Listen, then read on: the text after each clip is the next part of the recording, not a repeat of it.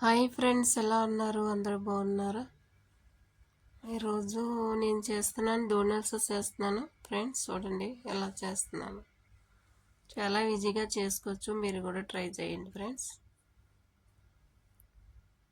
చూడండి ఫ్రెండ్స్, అదే వన్యులియో ఒక మూత వేసుకోవాలి.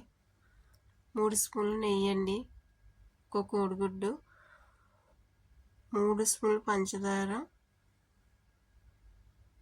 ఆ స్పూన్తో 3 స్పూన్లు పంచదార వేయాలి.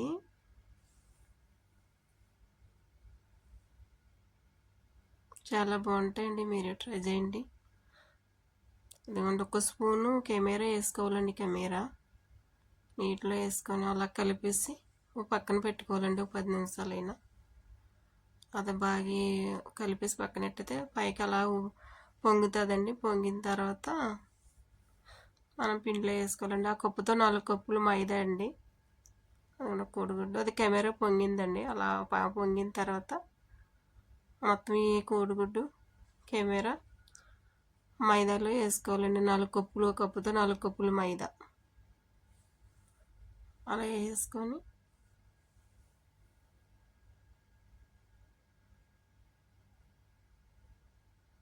దాన్ని తగినంత వాటర్ వేసుకోవాలండి. ఆ కప్పుతో 4 కప్పులు వేయాలి మైదా. దానికి తగినంత వాటర్ వేయాలి. అలా కలిపేసి పక్కన పెట్టేసుకోవాలండి. కలిపిన తర్వాత ఒక అరగంట సేపు పక్కన పెట్టుకోవాలండి.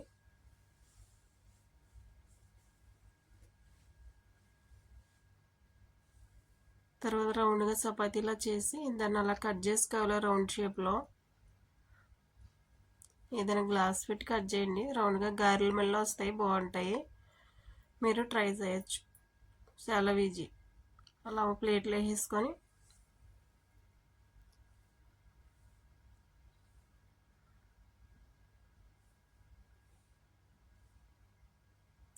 అలా నూనె వేడెక్కిన తర్వాత అండి అలా ఒక్కోటి నూనెలో వేసుకొని ఫ్రై చేసుకోవాలి, గోల్డ్ కలర్ వచ్చినంత వరకు. నా వీడియోకి లైక్ చేయండి ఫ్రెండ్స్, సపోర్ట్ చేయండి ఫ్రెండ్స్. చూడండి, చాలా బాగుంటాయి, మీరు ట్రై చేయొచ్చు.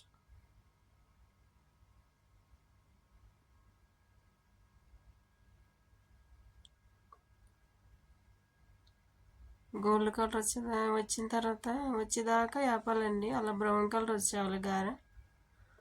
గారెల మళ్ళీ ఉంటాయి, కానీ డోనట్స్.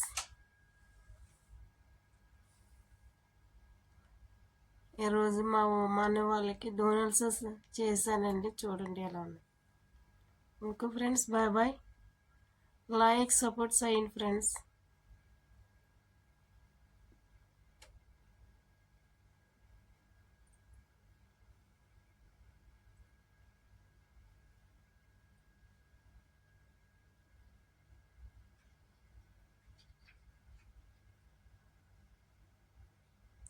అలా చిన్న మంట పెట్టి వేపుకోవాలండి, లేకపోతే పెద్ద మంటగా వేపుకుంటే బాగోవు.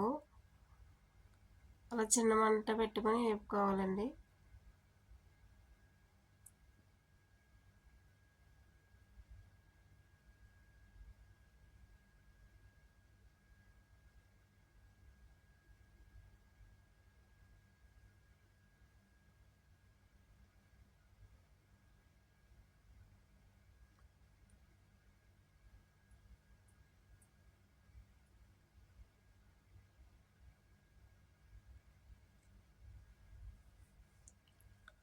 అలా నేను పక్కన పెట్టేసుకోవాలండి.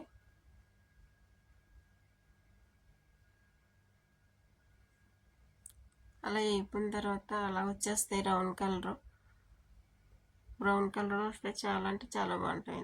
తర్వాత మన ఇష్టం, దాంట్లో కొంచెం పంచదార జిమ్ముకోనండి, కాయిపోయినట్టే తినేయచ్చు. రెడీ ఫ్రెండ్స్, రండి తిందిరి కానీ.